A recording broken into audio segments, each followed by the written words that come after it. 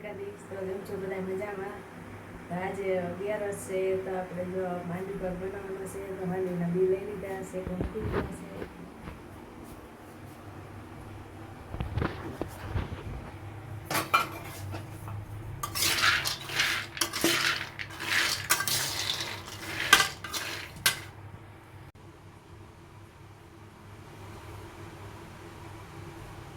જે આપણા બી શેકાઈ ગયા છે, શેકાઈ થઈ ગયા રેડી.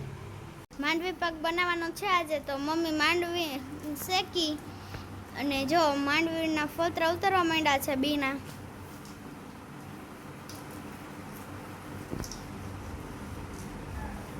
અમે તો આવી રીતના માંડવી પાક બનાવી. તમે કેવી રીતના બનાવી તો કોમેન્ટથી બતાવજો.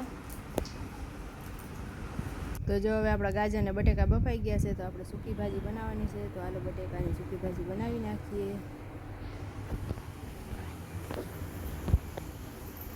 આ માંડવીનો ભૂકો તૈયાર થઈ ગયો છે. પછી માંડવી પાક બનાવવાનો છે. આપણે માંડવી પાક બનાવવાનો હતો તો આપણે ચાણી મૂકી દીધી. ભૂકો તૈયાર થઈ ગયો એટલે અમારે આવી રીતે માંડવી પાક બનાવે ખાંડમાં.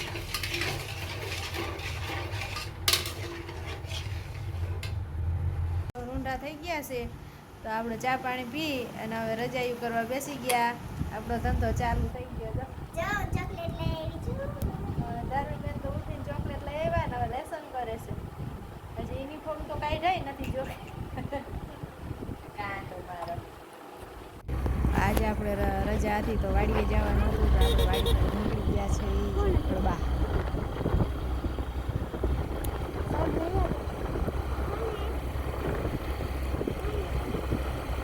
આપણે પહોંચી ગયા વાડીએ જો કેવો મસ્ત વ્યૂ આવે. એવા સરસ ઝાડવા જો આ બાજુ બધાય માલઢોર બાંધ્યા, ગાયું ને ભેંસું ને બધા પાણીને ટાંકો છે. આ બધું જો બધું વાવેતર એ લીલાડું ને બધું. આજે ઓલું 11 હતી ને મુસલમાનનો તહેવાર હતો એટલે જો આ કેવું મસ્ત સજાયું છે બધું જો મસ્તીમાં કેવા. આજનો બ્લોગ આપણે અહીં જ પૂરો કરી દેવાનો. આપણો વિડીયો ગમ્યો હોય તો લાઈક શેર અને સબસ્ક્રાઈબ.